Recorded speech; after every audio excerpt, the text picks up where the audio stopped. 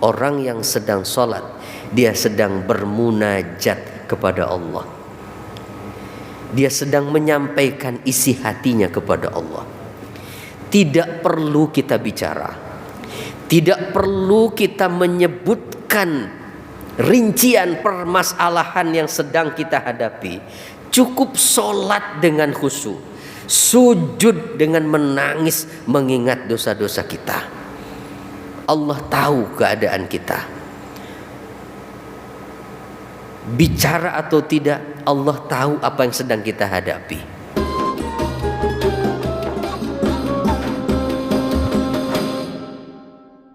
Assalamualaikum warahmatullahi wabarakatuh. Bismillah, alhamdulillah, wassalatu wassalamu ala rasulillah wa ala alihi wa sahbihi wa man walah. Surah Ibrahim ayat ke-15 sampai dengan ayat 20. Yang menyimak di online silahkan sambil dibuka Al-Qur'annya. Surat Ibrahim ayat 15 sampai dengan ayat 20. Bismillahirrahmanirrahim. Wastaftahu wa khaba kullu jabbarin anid. Wastaftahu, dan mereka para rasul memohon diberi kemenangan. Wa khaba kullu jabbarin anid, dan kecewalah dan rugilah dan gagallah. Boleh itu khaba, itu artinya itu ya. Kecewa, rugi, gagal siapa? Kullu jabbarin anid, setiap orang yang sewenang-wenang dan sangat keras kepala. Ayat ini adalah bagian terakhir dari apa yang dibicarakan atau yang disampaikan tentang Nabi Musa kepada kaumnya. Itu tentang umat-umat terdahulu. Nah, ini kan ayat-ayat sebelumnya ini Nabi Musa menceritakan kepada kaumnya tentang umat-umat terdahulu. Nah, ini bagian akhirnya. Wastaftahu, dan mereka yaitu para utusan Allah, para rasul yang ada sebelumnya, mereka memohon kemenangan untuk kaumnya atas musuh-musuh mereka. Talabu minallahi ta'ala an yaftaha alaihim binasri ala a'daihi wa a'daihim, bahwa para utusan Allah itu dulu mereka memohon kemenangan kepada Allah atas musuh-musuh mereka, dan Allah mengabulkan doa mereka. Maka wa khaba kullu jabbarin anid, maka setiap orang yang sewenang-wenang tadi mereka gagal dan merasa kecewa. Ay khasira wa halaka kullu zalimin taga mu'anidin lil haqqi wa ahli, yaitu orang, ya setiap orang yang zalim yang melampaui batas. Kullu jabbarin anid. Ayat ini sebetulnya memberi isyarat begini. Kalau dulu para rasul utusan Allah di akhir cerita, di akhir pertentangan mereka dengan musuh-musuhnya yang mendustakan ajarannya, maka ujung dari pertentangan itu adalah bahwa para utusan Allah itu memohon kepada Allah agar memberikan pertolongan dan memberi mereka kemenangan atas musuh-musuh mereka, dan akhirnya yang gagal, yang kalah, yang kecewa adalah musuh-musuh para rasul dan para pengikutnya. Maka ini sebetulnya memberi isyarat bahwa pertarungan antara hak dan batil itu akan tetap ada sepanjang masa. Maka ambillah pelajaran dari kisah-kisah umat terdahulu itu. Ya. Walaupun hari ini sudah tidak ada Rasul utusan Allah, tetapi para pewarisnya masih ada. Begitu maknanya, artinya ya. Nah, siapa para rasul itu dulu? Mereka yang berada di barisan yang hak. Siapa itu musuh-musuh mereka? Adalah orang-orang yang mendustakan, orang-orang yang zalim, dan mereka itulah yang berada di barisan batil. Itu artinya. Dan pertarungan antara hak dan batil tidak akan pernah berhenti sampai bumi ini hancur, sampai hari kiamat. Betul enggak? Ya. Pertarungan antara hak dan batil itu akan berlangsung sepanjang masa. Maka artinya yakinlah bahwa ayat ini memberikan isyarat bahwa pada akhirnya pertarungan antara hak dan batil itu yang akan muncul sebagai pemenangnya siapa? Hak, yang benar itu. Gitu. Masalahnya adalah kapan Allah akan turunkan pertolongan itu, kita nggak tahu. Tapi yang pasti jangan salah kita menempatkan diri berada di barisan mana kita. Ya. Itu apakah kita ini berada di barisan orang-orang yang mendukung kebaikan, mendukung kebenaran, mengikuti orang-orang yang berjuang membela kebenaran, atau justru kita ini berada di barisan orang-orang yang mendukung kebatilan? Kenapa penting menentukan itu? Karena nanti di akhirat hanya ada dua kelompok manusia, satu di sorga, satu di neraka. Siapa yang berhak menempati sorga sudah pasti dan jelas, mereka yang mengikuti yang hak kebenaran itu. Ya, nggak bisa. Jadi nggak bisa berpura-pura. Kalau nanti di akhirat mah, hari ini ya bisa saja berpura-pura ikut-ikutan demi untuk keuntungan saja, kepentingan dunia. Begitu? Karena yang dianggap banyak pendukungnya adalah kelompok yang mendukung kebatilan, akhirnya ikut ke sana.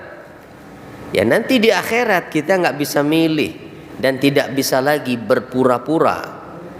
Ya, oke. Jadi itu apa pelajarannya buat kita, bahwa para utusan Allah dengan doanya mereka mendapat kemenangan. Pelajaran yang kedua, itu pelajaran yang pertama, penting untuk dicatat, Pak. Ya, supaya jangan sampai hati kita ini kemudian berubah haluan. Kalau sudah mengikuti yang benar, sudah terus istiqomah, begitu? Dan tahu mana yang hak, mana yang benar, karena hak dan batil itu pasti bisa dibedakan. Hati nurani kita bisa membedakan itu. Ya, jangan dustai hati nurani itu. Ma kadzabal fuadu ma ra'a. Hati tidak akan pernah berdusta tentang apa yang dilihatnya. Ya. Dari apa yang tampak di depan mata kita itu, mana yang hak, mana yang batil itu jelas. Maka jangan salah kita memilih jalan, jangan salah kita menempatkan diri berada di mana. Itu nggak peduli walaupun yang batil itu adalah mayoritas penghuni bumi ini. Ya, mohon maaf nih, saya sampaikan begini. Walaupun yang mengikuti kebatilan itu adalah mayoritas penghuni bumi ini, tidak peduli.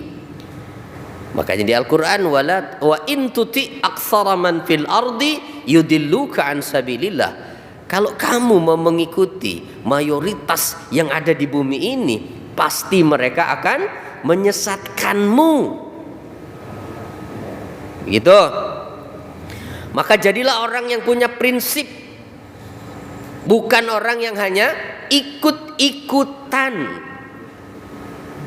Nah, kalau ikut-ikutan ya repot. Lagi rame ikut ke sini, ikut semuanya. Dan Nabi sudah mengisyaratkan itu, kalian nanti akan mengikuti tradisinya ahli kitab itu, sejengkal demi sejengkal, sedikit demi sedikit. Bahkan walaupun mereka masuk lubang biawak sekalipun, kamu ikuti juga. Awas, hati-hati ya. Nabi sudah mengingatkan itu. Seperti itu. Jadi hati-hati, ini nanti malam pestanya mereka. Oke? Jadi kalau kita kemudian terus ikut-ikutan, man tasyabbaha biqaumin fahuwa minhum. Siapa yang menyerupai suatu kaum berarti dia termasuk kaum itu. Nah, nggak usah ikut-ikutan lah. Di rumah saja, manfaatkan waktu libur ini dengan keluarga, gitu. Untuk bersama-sama. Jarang-jarang ngumpul dengan keluarga kan. Biasanya di akhir tahun makan ngumpul gitu, anak semua ada. Nah, manfaatkan itu untuk berkumpul ya. Jangan malah keluyuran. Apalagi ya zaman sekarang ini kan banyak mereka yang memanfaatkan momen tahun baru itu dengan pesta-pesta yang sungguh di luar dari moral yang sangat mulia ya, sangat bejat lah, pesta seks dan lain sebagainya. Nauzubillah. Baik, kita kembali ke sini. Jadi pesan yang pertama adalah bahwa antara hak dan batil akan selalu berperang sepanjang masa. Maka hati-hati, jangan salah kita menempatkan diri berada di mana. Ikutilah mereka yang berada di barisan yang hak, walaupun selalu didiskriminasi, walaupun selalu dipojokkan, dilecehkan, bahkan walaupun selalu tampak seperti kalah di dunia ini. Yang kedua, apa pelajaran yang kedua? Pelajaran yang kedua yang mesti kita catat adalah kemenangan para rasul dan pengikutnya di atas musuh-musuh mereka. Mereka yang menang dan orang-orang zalim itu yang kalah. Yang menentukan kemenangan itu bukan kekuatan pasukannya, bukan kehebatan tentaranya, tapi apa? Pertolongan Allah Subhanahu wa ta'ala. Begitu. Pertolongan Allah Subhanahu wa ta'ala. Sejarah perang Badar itu adalah contoh paling konkret yang harus kita jadikan pelajaran. Bagaimana 313 orang bisa mengalahkan pasukan yang jumlahnya 1000 lebih. Nggak masuk akal itu. Ya, tidak masuk akal. Maka sekali lagi, jangan tertipu dengan jumlah. Hanya karena merasa sedikit, lalu kemudian kurang semangat, lebih semangat ikut yang banyakan. Nah, ya. Jadi siapa yang harus diikuti adalah mereka yang berada di barisan kebenaran, bukan mereka yang paling banyak jumlahnya, tapi yang mengikuti kebenaran. Itu yang harus kita ikuti. Kenapa? Karena yang menentukan menang kalah itu hanya Allah, bukan kekuatan pasukan, bukan jumlah. Ya, bukan jumlah. Maka walaupun hanya seorang diri, kan kata Umar bin Khattab itu, jika ada 1000 pejuang yang berjuang di jalan Allah, maka aku bagian dari mereka. Gitu. Jika ada 100 orang, jika ada 10 orang, gitu, aku bagian dari mereka. Bahkan jika hanya ada 1 orang yang mau berjuang di jalan Allah, itulah aku. Gitu. Nggak ada satupun yang mau. Kalau yakin bahwa Allah akan memberikan pertolongan, keyakinan itu yang akan menjadi kekuatan itu, dan Allah yang akan memberikan pertolongannya.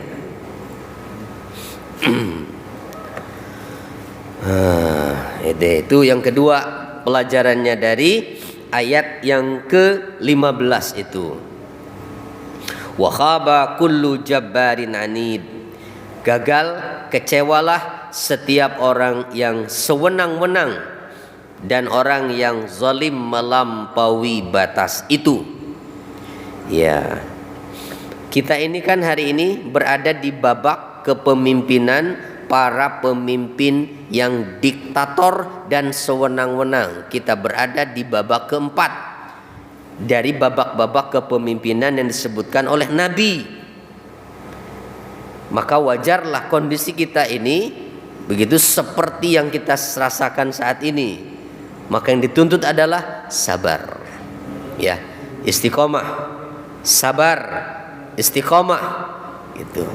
Jangan terpengaruh dengan situasi apapun, ya, jangan terpengaruh dengan situasi apapun.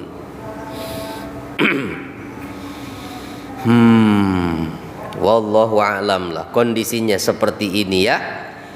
Kita yang negara mayoritas muslim katanya, aduh, wallahu a'lam, menteri agamanya seperti itu. Insyaallah merasa terganggu dengan zikir kalimah-kalimah thayyibah katanya ya. Masya Allah. Padahal cuma setan loh sama iblis yang merasa terganggu dengan zikir itu.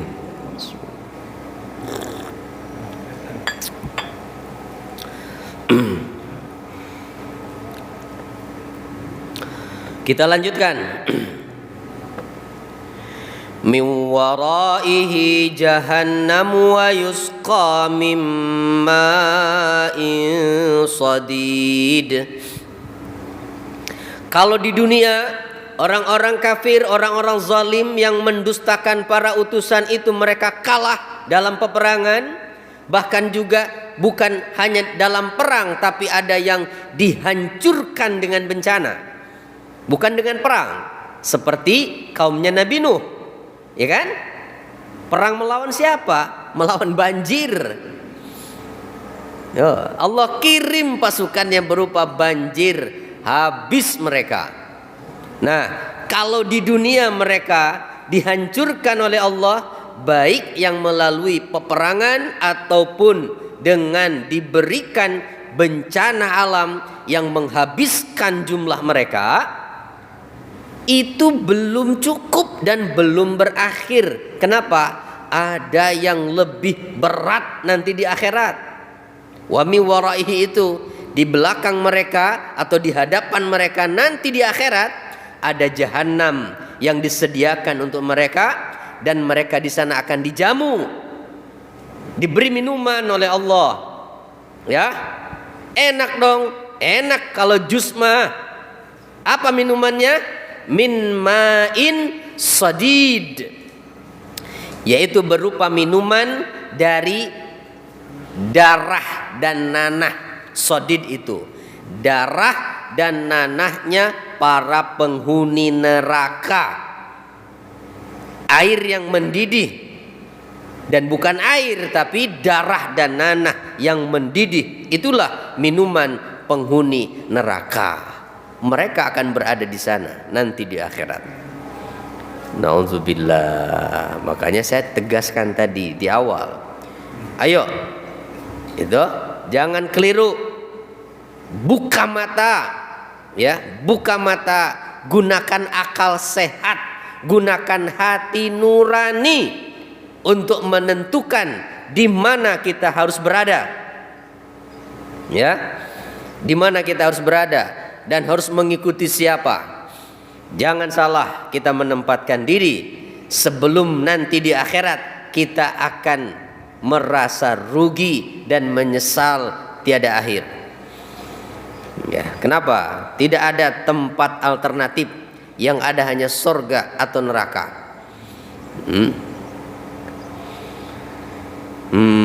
Lalu apakah mereka meminumnya darah dan nanah itu? Jadi sodid itu adalah sodidu ahlin nar, wa huwa ma yakhruju min qaih wa damin wa irq. Sodid itu adalah katanya cairan yang keluar dari para penghuni neraka, baik itu muntah mereka, darah mereka, dan bahkan keringat mereka bercampur itu. Ya Allah, naudzubillah ya. Tapi yatajarra'uhu wala yakadu yusigu. Yatajarra'uhu, para penghuni neraka, orang-orang zalim itu meneguk darah dan nanah itu. Wala yakadu yusigu, dan dia hampir tidak bisa menelannya. Ya, bagaimana mungkin bisa menelan darah dan nanah yang mereka minum itu? Ya, darah dan nanah yang mereka minum. Jadi yang menanti orang-orang zalim, orang-orang yang melampaui batas di dunia ini, adalah tempat yang akan menjadi tempat tinggal mereka, yaitu jahanam. Mereka akan memasukinya, bahkan akan diberikan minuman berupa darah dan nanah, tapi mereka tetap menelannya, bahkan hampir saja mereka tidak bisa menelannya. Katanya yabtali'uhu jur'atan ba'da ukhra limararatihi. Mereka meminumnya seteguk demi seteguk karena saking pahit rasanya.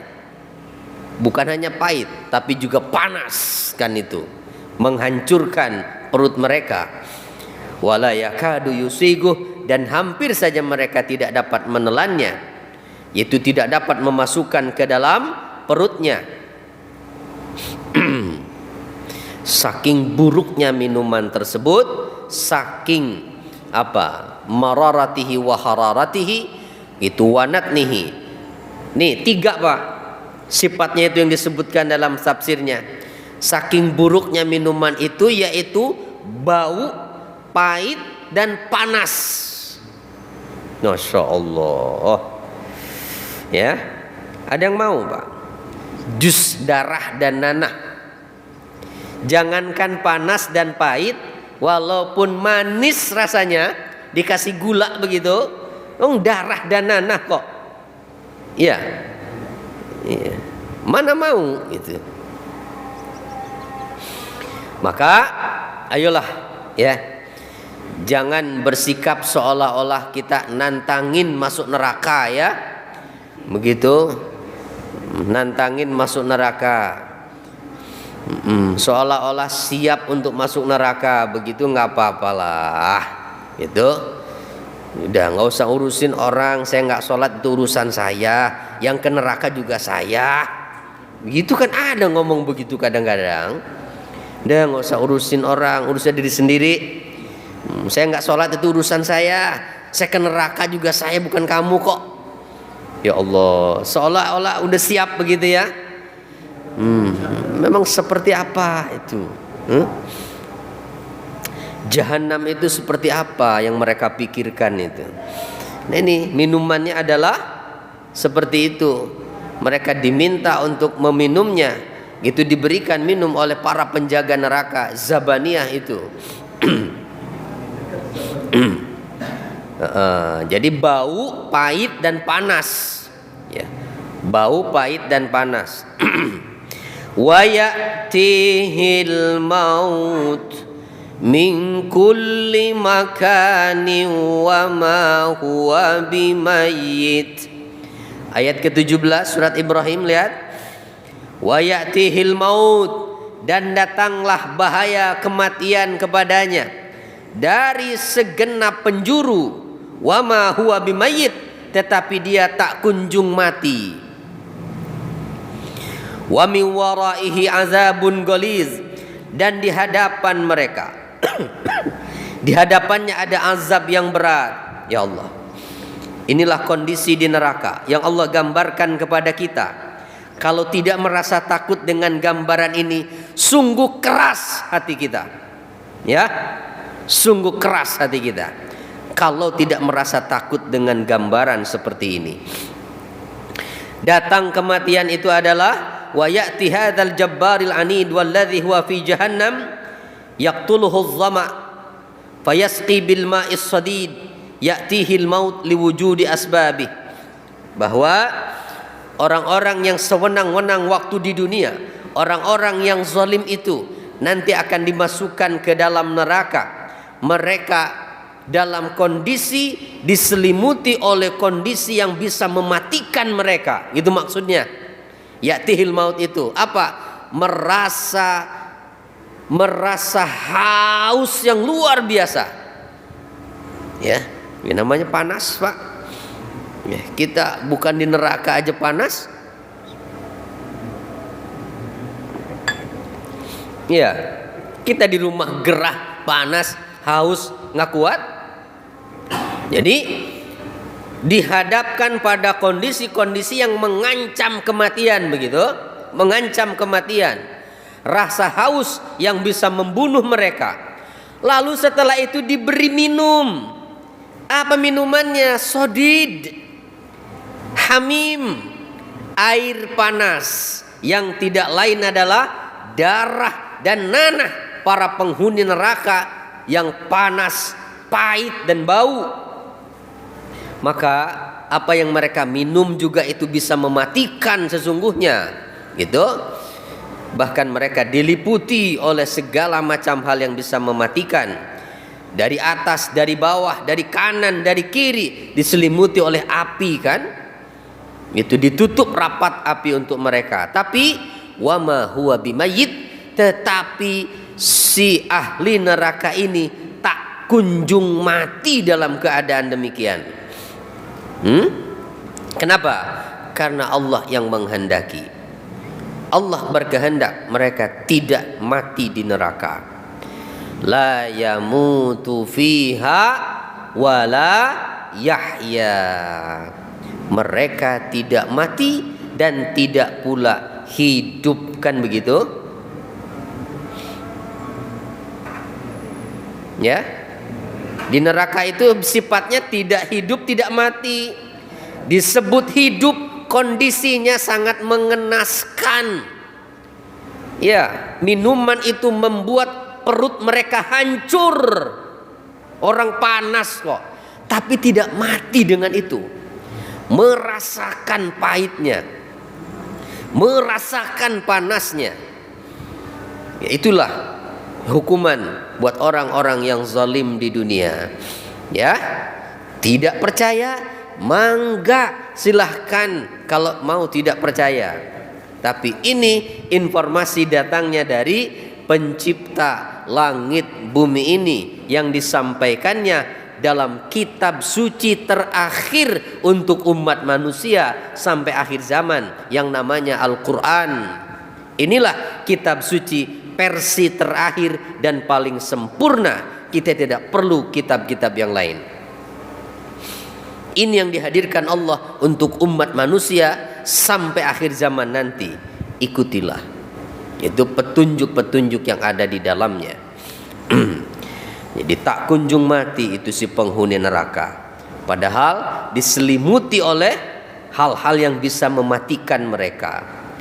Kalau mungkin hukuman di dunia seperti itu, dimasukkan ke dalam ruangan yang panas, begitu, dikasih minuman yang mendidih, gak lama itu yang masuk sel itu mati langsung itu.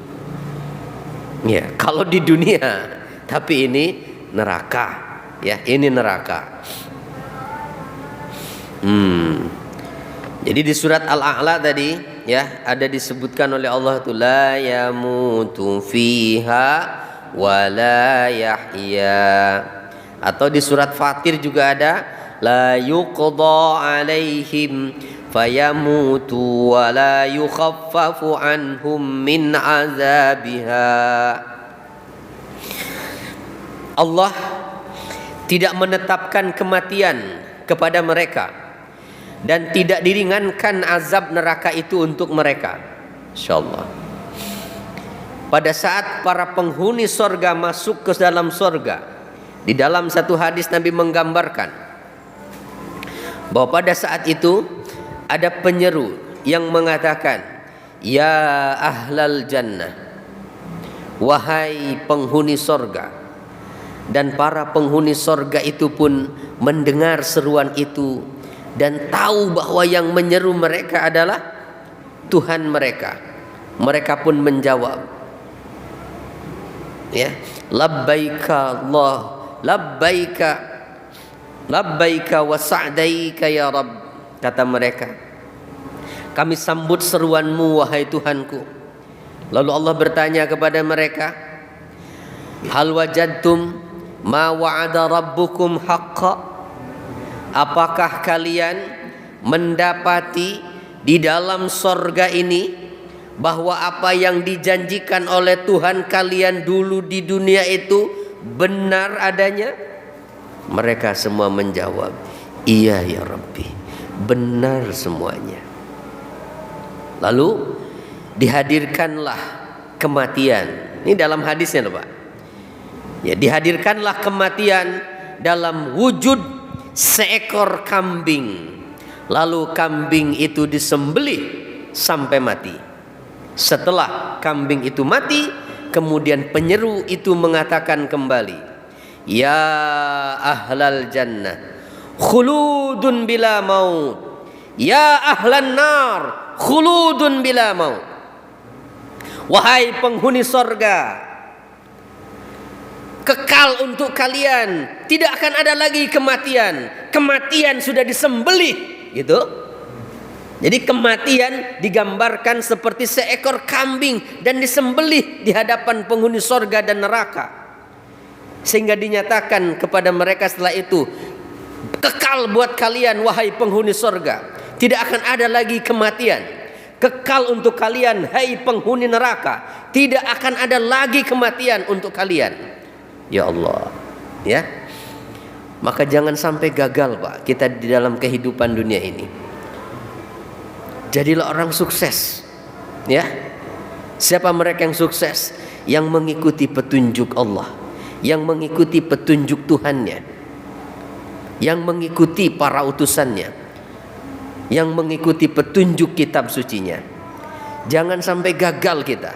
Kalau gagal kita dalam kehidupan dunia ini, penderitaannya tidak akan berakhir untuk selamanya. Nauzubillah, nauzubillah. Kemudian apa ayat lanjutannya? Masalul ladzina kafaru bi rabbihim a'maluhum karamadin ishtaddat bihir rihu fi yaumin asif. Perumpamaan orang-orang yang kufur kepada Tuhannya, perbuatan mereka, amal-amal mereka itu seperti abu yang ditiup oleh angin kencang pada saat badai. Bagaimana kondisinya? Kalau ada abu bukan batu, abu. Abu itu begitu ringan.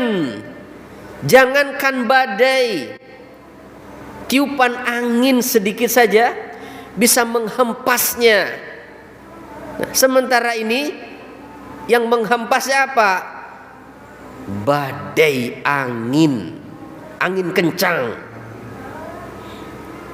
Jadi kalau ada tumpukan abu, sebanyak apapun itu abu, menumpuk sampai segunung, datang angin kencang dengan badai, kira-kira bagaimana?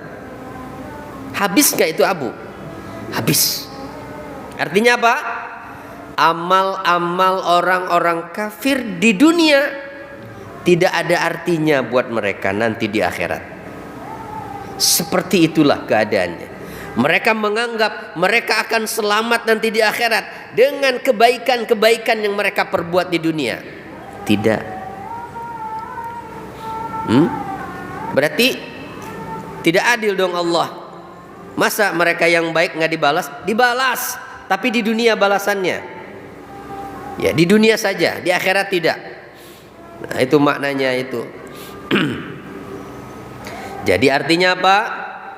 Nah nanti ayat berikutnya dijelaskan, la yaqdiruna mimma kasabu ala syai', bahwa mereka tidak sama sekali menguasai itu, bahwa tidak berhak mendapatkan pahala apapun dari apa yang pernah mereka perbuat waktu di dunia, kalau mereka itu mati dalam keadaan kafir.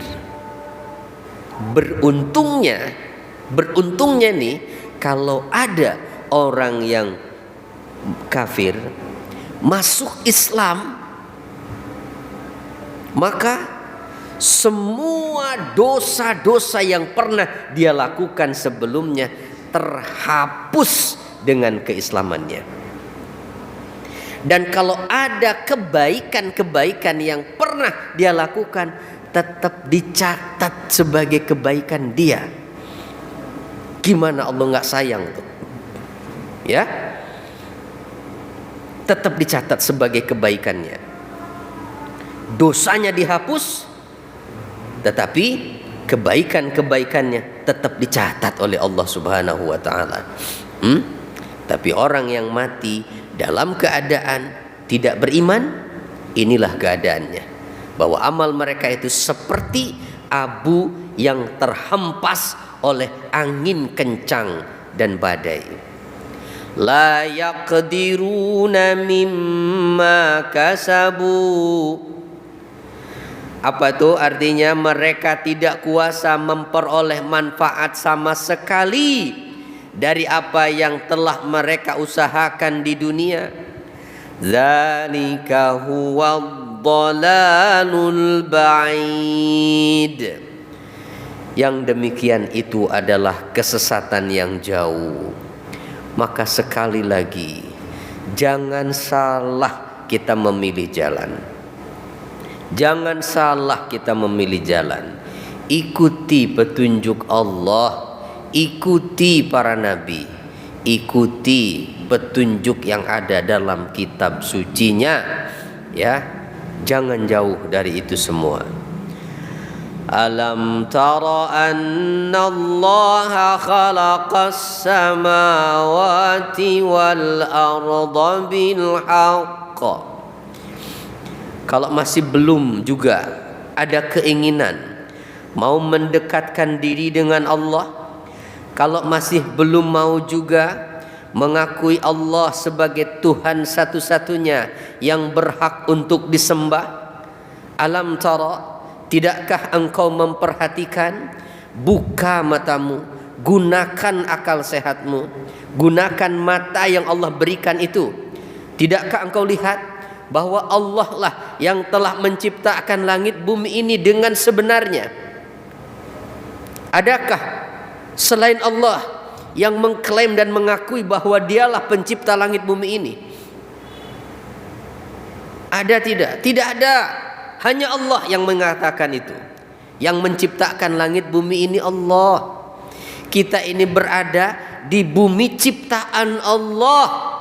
Kita ini setiap saat diberikan udara untuk bernapas dari Allah. Kita diberi rizki yang ngatur Allah. Kita diberi jantung, sejak diberikan ruh sampai hari ini tetap berdetak dan tidak pernah berhenti. Allah yang memberikan itu. Gitu? Tok nggak ada malu-malunya. Gitu. Berbuat sesuatu yang melanggar aturan Allah. Buat kita yang merasa sudah beriman, Kenapa nggak malu kita berbuat dosa kepadanya? Padahal begitu banyak nikmat Allah berikan. Kok nggak malu? Kalau mau maksiat jangan tinggal di bumi Allah. Gitu kan berarti? Kalau mau berbuat dosa, melanggar aturannya, jangan tinggal di bumi Allah ini. Malu. Allah kasih semua fasilitas kita, masih juga dilanggar aturannya. Ya termasuk yang masih belum mengakui gitu Allah sebagai satu-satunya yang berhak disembah. Silahkan cari, mana adakah selain Allah yang mengakui bahwa dialah yang menciptakan langit dan bumi ini, bukan Allah. Silahkan, kalau ada. Allah yang menciptakan semuanya, bumi dengan segala fasilitasnya yang lengkap untuk kehidupan kita, gratis Allah memberikan itu semua untuk kita. Coba gunakan akalmu, buka matamu, lihat itu. Gitu kira-kira maksudnya kan? Masa nggak mau mikir itu?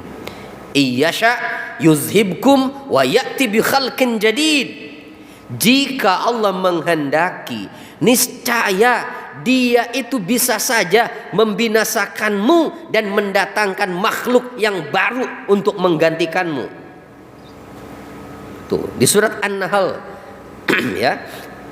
Juga Allah menyatakan begitu. Walau sya'allahu walau yu'akhizullahu nasa bizulmihim ma taraka ala wajhiha min dabbah. Kalau Allah mau menghukum manusia karena kezaliman mereka, maka Allah tidak akan menyisakan satu makhluk pun di atas permukaan bumi ini. Gitu. Cuma Allah masih sayang, masih ngasih kesempatan kita untuk tobat, masih memberi kesempatan pada mereka yang masih belum juga mau percaya dengan Allah, tidak mau beriman kepadanya. Masih diberi kesempatan, siapa tahu dapat petunjuk. Buat mereka yang masih asik dalam bermaksiat, Allah nggak pernah menghentikan jantung mereka, Allah tidak pernah menghentikan udara untuk mereka, Allah tetap berikan rizki untuk mereka, walaupun setiap hari mereka berbuat maksiat.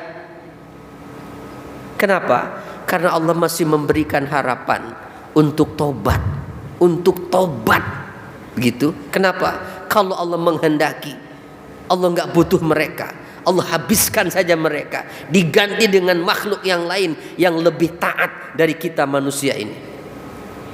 Gitu kan kira-kira berarti. Wa ma dzalika 'alallahi bi'aziz. Dan yang demikian itu tidak sulit bagi Allah, mudah saja. Ya mudah saja. Nah, tidakkah manusia memahami ayat ini? Makanya coba ya, baca Quran itu jangan hanya mencari pahala dari setiap bunyi huruf yang dilafalkannya begitu, tapi pelajari apa ayat yang kita baca ini isinya, tentang apa. Karena ini firman Allah, Al-Quran ini kalam Allah, pembicaraan Allah. Maka kalau kita baca Quran, kita sedang diajak bicara oleh Allah. Ya, coba sadarkah kita dengan ayat tadi? Allah mengajak kita untuk menggunakan akal kita, menggunakan mata yang Allah berikan ini kan. Tidakkah engkau lihat, bahasanya begitu? Alam tara, tidakkah engkau lihat? Gunakan matamu, lihat, lihat. Itu langit bumi tampak terlihat jelas. Siapa yang menciptakan itu, siapa? Gitu loh. Ya. Gunakan akal, gunakan akal. Jangan sampai tertutup akal sehat ini dengan nafsu kita. Gitu. Ayo, makanya jangan jauh-jauh dari Al-Quran. Ya.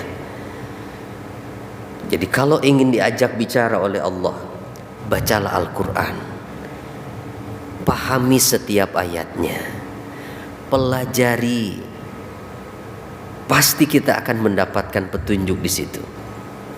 Tapi kalau kita ingin bicara dengan Allah, lakukanlah sholat. Kalau ingin mengadu, ingin mengeluh, kita ingin mengadukan keadaan kita kepada Allah, sholatlah. Kenapa? Karena Rasulullah mengatakan, orang yang sedang sholat, dia sedang bermunajat kepada Allah. Dia sedang menyampaikan isi hatinya kepada Allah. Tidak perlu kita bicara, tidak perlu kita menyebutkan rincian permasalahan yang sedang kita hadapi. Cukup sholat dengan khusyuk, sujud dengan menangis mengingat dosa-dosa kita. Allah tahu keadaan kita. Bicara atau tidak, Allah tahu apa yang sedang kita hadapi. Gitu, sholatlah kalau ingin mengeluh kepada Allah.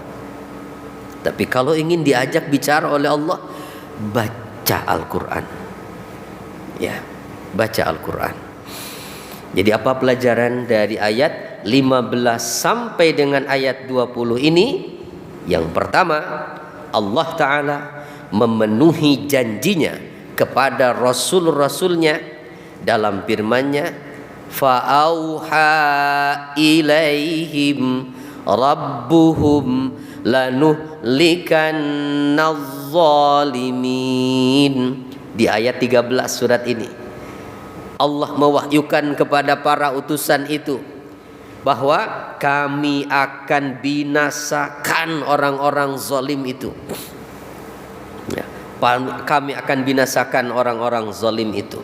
Yang kedua, kegagalan dan kerugian yang akan dialami para pelaku syirik, para pelaku kekufuran, para pelaku kezaliman secara umum, baik yang hidup di masa para utusan Allah saat itu, termasuk yang hidup saat ini sampai akhir zaman nanti.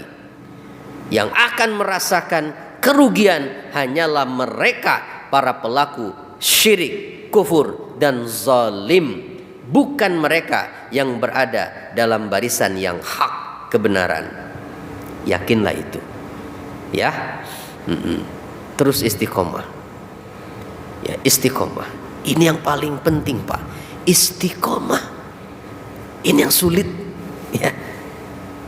Banyak orang tahu jalan yang benar, tapi sulit untuk bisa istiqomah. Makanya bagi para wali, Pak, buat mereka yang mereka harapkan itu bukan karomah, gitu, karomah yang tampak nyata bisa dilihat dengan mata kepala begitu, bisa berjalan di atas air, tidak mempan dibakar, tidak mempan dibacok. Bukan itu yang mereka harapkan itu. Apa yang mereka harapkan? Al-istiqamah aula minal karamah. Itu kata mereka.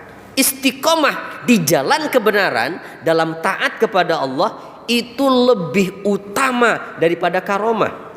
Bahkan wali yang benar-benar wali takut mereka dikasih karomah itu. Takut terjebak malah jadi ujub, bangga, terus sombong begitu. Iya. Maka kalau ada yang ngaku-ngaku wali atau diklaim oleh orang, wali ini, itu bisa menunjukkan kehebatan yang bisa dipertontonkan, jangan percaya, ya. Bukan wali itu, ya. Wali tidak akan mempertontonkan karomahnya, karena karomah para wali bukan untuk tontonan, ya. Lalu yang ketiga, besar dan beratnya azab di hari kiamat untuk siapa? Untuk orang-orang zalim tadi. Lalu yang keempat, batalnya amal orang-orang musyrik dan kafir dan ruginya mereka karena mereka tidak dapat mengambil manfaat sedikit pun dari apa yang mereka kerjakan nanti di akhirat. Kalau di dunia masih ada manfaatnya. Orang-orang baik di dunia pasti banyak yang suka. Orang-orang baik di dunia pasti banyak yang mendukungnya. Malah kadang orang gak peduli lihat agama kan, asalkan dia baik pasti didukung, gitu, dibela. Itu di dunia. Tapi di akhirat mohon maaf, akhirat itu surga syaratnya harus ada iman. Tanpa iman tidak bisa, ya. Tanpa iman tidak bisa. Yang kelima, azab bagi para pelaku kekufuran, syirik dan kezaliman itu pasti adanya. Karena mereka tidak berzikir dan bersyukur. Ini alasannya, ya. Kenapa mereka berhak untuk mendapatkan azab? Sebab dalam hidup orang-orang yang kufur syirik ini tidak ada zikir, tidak ada syukur. Sedangkan zikir dan syukur adalah alasan keberadaan makhluk semuanya. Alasan itu satunya bukan adalah, ya, adalah alasan maksudnya. Adalah alasan keberadaan makhluk. Jadi alasan keberadaan kita ini adalah untuk mensyukuri nikmat yang Allah berikan dan agar kita selalu mengingat Allah yang memberikan itu semua. Ayo Pak, kalau selalu kita ingat Allah, menyadari Allah selalu hadir bersama kita, nggak akan ada banyak ketakutan dalam hidup kita, ya. Sekarang ini banyak banget ketakutan. Yang banyak merasa takut itu adalah manusia-manusia yang tidak meyakini akan adanya Tuhan, yang tidak bergantung kepada Zat yang Maha Kuasa. Pasti mereka merasa takut menghadapi kehidupan ini, ya. Itu apalagi yang percaya dengan ramalan-ramalan, udah pasti resah dan gelisah hidup mereka. Tuh, insya Allah kita ada Allah yang Maha Kuasa, maka jangan jauh-jauh dari Allah. Maka jangan lupa, ya, doa setiap ibadah sholat tuh, Allahumma a'inni ala zikrika wa syukrika wa husni ibadatik. Itu pesan Nabi kepada Muaz bin Jabal, jangan sampai kau tinggalkan wahai Muaz, gitu kan. Baca ini, ya Allah bantulah aku untuk selalu mengingatmu dan selalu bersyukur kepadamu, dan agar aku bisa memperbaiki ibadah kepadamu, ya Allah. Itu Allahumma a'inni ala zikrika wa syukrika wa husni ibadatik. Yang keenam, masih kelima, maka ketika mereka menyia-nyiakan kehidupan yang Allah berikan, mereka berhak mendapatkan azab yang kekal abadi. Baik, itu saja barangkali untuk siang hari ini. Mudah-mudahan bermanfaat.